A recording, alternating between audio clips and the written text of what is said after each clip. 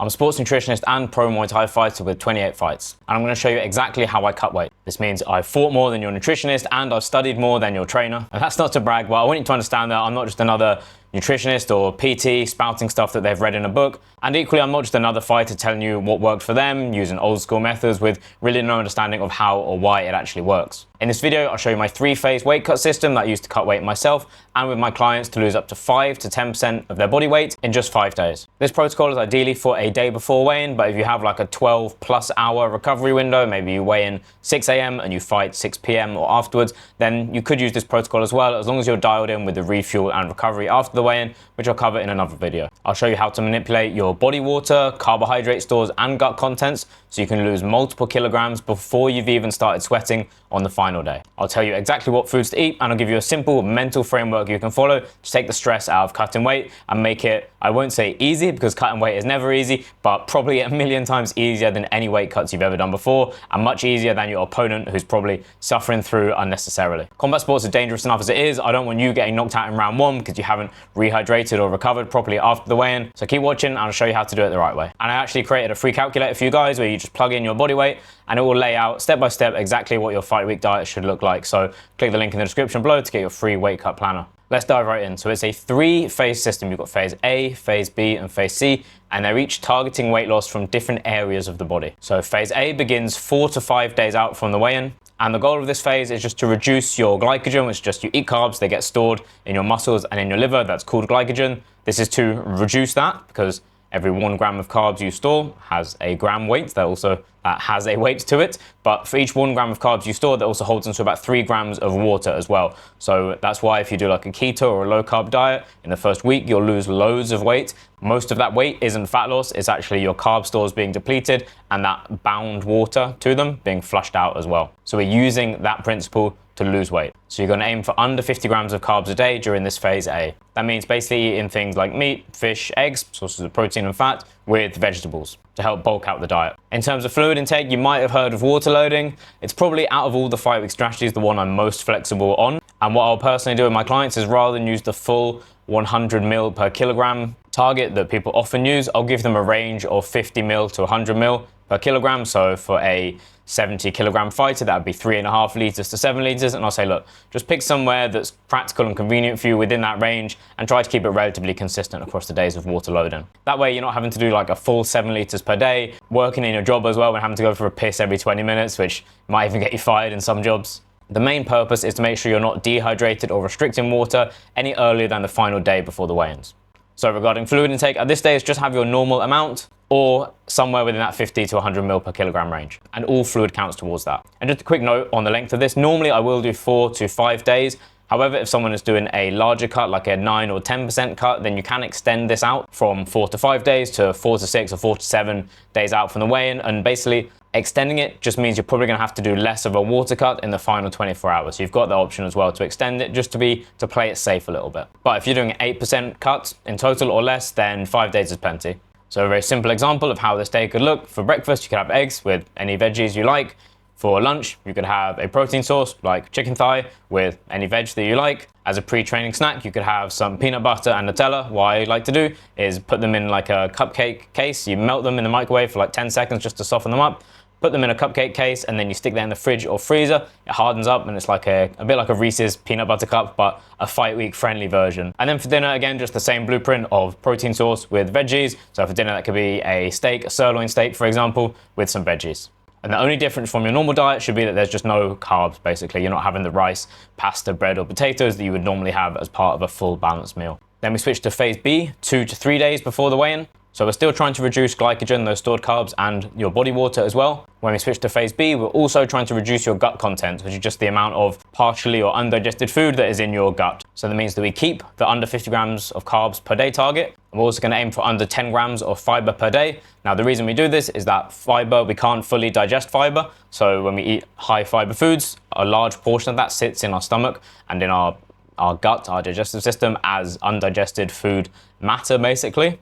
So if you stop eating fiber, you still go number 2.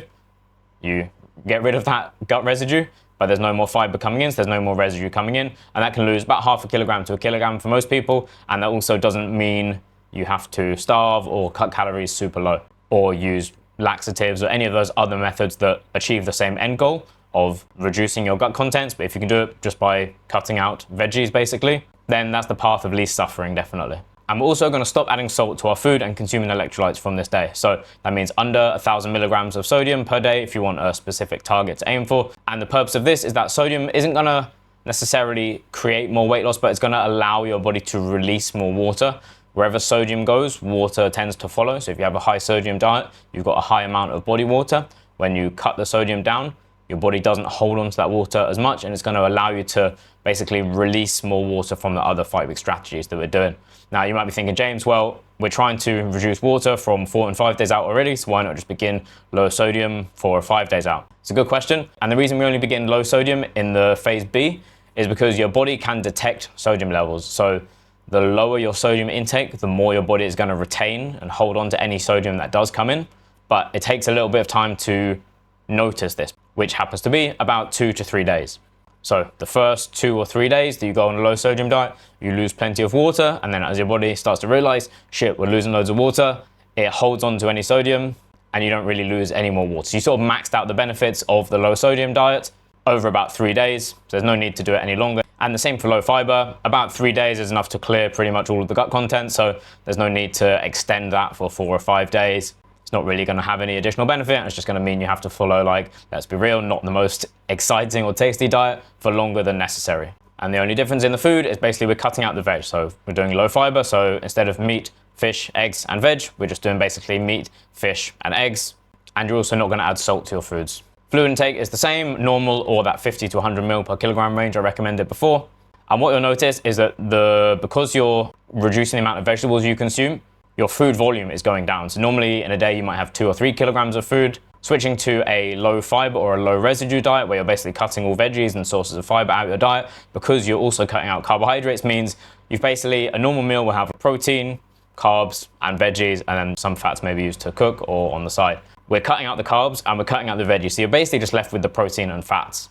And that's a much smaller portion overall. So you can use things like sugar-free jelly and iceberg lettuce to sort of bulk out the diet a little bit more if you want to, but that's optional.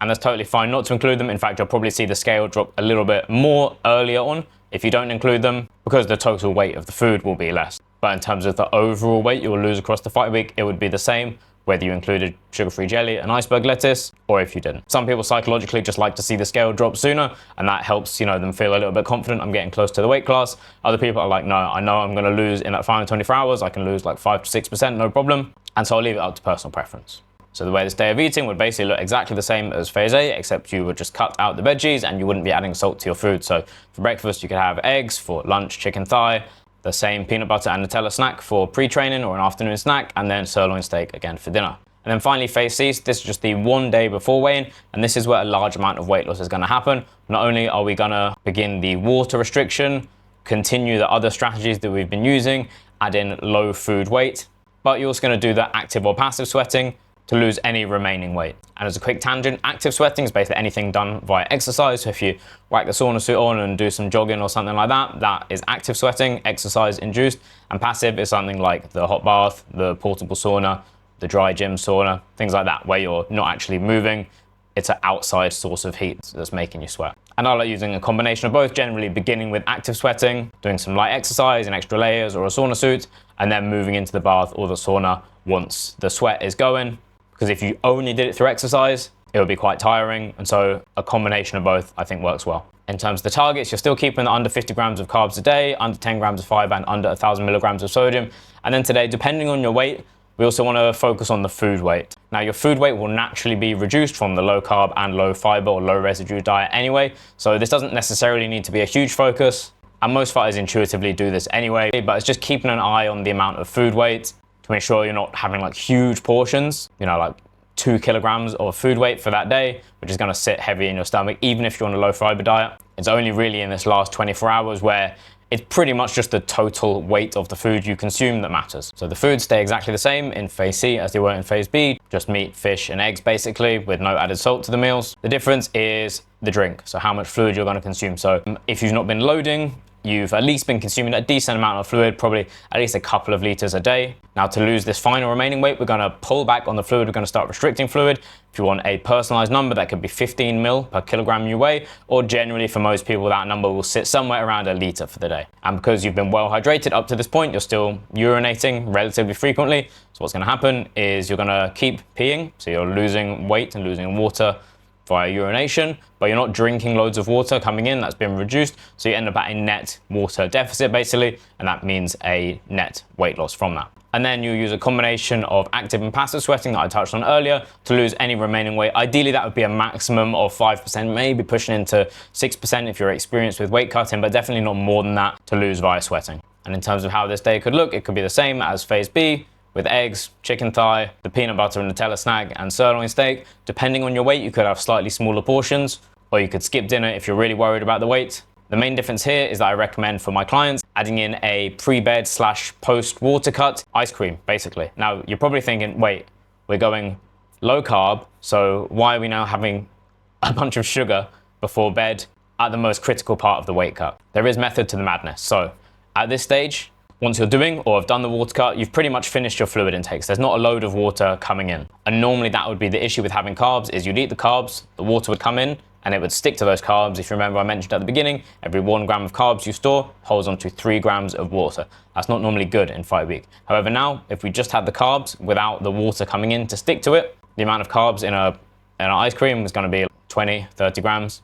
And the total weight of it is going to be 100 grams or less. That's what I recommend. Something like a Magnum, a fruit ice lolly, or just one of those like mini tubs of ice cream. For my last weight cut, I had a little mini chocolate chip tub of ice cream, and it was great. It's semi-liquid, it's cool, it's refreshing. And importantly, a lot of fighters struggle to sleep the night before once they've done part of the water cut. So mostly fighters will split the weight cut up. Depending on the time of the weigh-in, in the mornings, they might do half before bed, half in the morning. They might do it all before bed if they have a really early weigh-in, or if they have a late weigh-in, maybe midday or afterwards, then they can do it all in the morning on the weigh-in day. So regardless of how you're splitting it up, I recommend doing it either midway through the water cut if you're splitting it into 2, which I recommend if it's a larger cut, like 5 to 6%, or at the end of the cut, if you overcut by like 100 grams, then you've got a little bit of wiggle room to just have something cool and refreshing after the weight cut. If it's 100 grams, it's going to push your scale up by maximum 0.1 kilograms, and most fighters could afford to do that and would rather lose the extra 100 grams and have the nice refreshing treat. That means they get to weigh-ins, they're feeling not too bad, rather than having like barely eaten anything for the past 12, 16, 18, 20 hours. Now, importantly, I haven't given exact recommendations for the specific serving sizes of foods, and that is something that would need to be tailored to you as an individual. So if you do want to work with me to tailor not only your weight cut and refuel plan, but also your fight camp plan to make sure you're smashing training, being able to dominate in sparring, not just feeling crap and having to, kind of avoid the toughest sparring rounds because you just feel like you have no energy. I want you to feel like you have a lot of energy and you feel motivated, turning up to training with energy, but still hitting your weekly weight loss targets. So if you're interested in taking your nutrition seriously, whether you're preparing for an inter club or a smoker fight, whether it's an amateur fight, professional fight, or a world title, whatever your level, I promise you can benefit from performance nutrition. And who better to work with than someone who's not only a performance nutritionist, but a fighter themselves. Whatever you're struggling with, I can almost guarantee you I've been there exactly myself. So if you are interested in working with me, there'll be links below to check out. Don't forget to get your free weight cut planner below as well. And now that you know how to cut weight before the weigh-in, why don't you watch this video next, which explains exactly how to rehydrate after the weigh-in.